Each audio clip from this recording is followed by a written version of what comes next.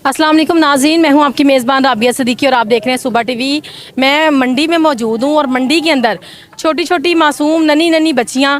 जो बोली लगती है, बोली के अंदर प्याज, लहसुन, मिर्चें, टमाटर जो ज़मीन पर गिरे होते हैं, ये बच्चियां वो उठाती हैं, उठाकर लाकर एक जगह पर इकट्ठा करती हैं और उसके बाद उसको जो है वो सेल करती हैं, सेल किया जाता है। अब आप देखें कि अवाम इतनी मजबूर हो चुकी है, लोग इतने मजबूर हो चुके हैं कि अपनी बच्चियों को, अपनी मासूम मासूम बच्चियों को जिनको घर की चार दीवारी के अंदर छुपा के रखने की ज़रूरत होती है, उन बच्चियों को उन्होंने मंडी में ला के बिठाया हुआ है। किस स्टेज पर पहुंचा दिया है हमारे मुल्क के हुक्मरानों ने, कि कहां पर किस स्टेज पर पहुंचा दिया हमारी बच्चियों को। ये बच्चियों के हाथों में देखें, ये तोड़े हैं, ये छोटे छोटे तोड़े हैं ये बच्चियों के हाथों में। ये देखें, ये मासूम सी बच्ची है, इसके हाथ में ये तोड़ा है और इस तोड़े के अंदर ये एक एक प्याज, एक एक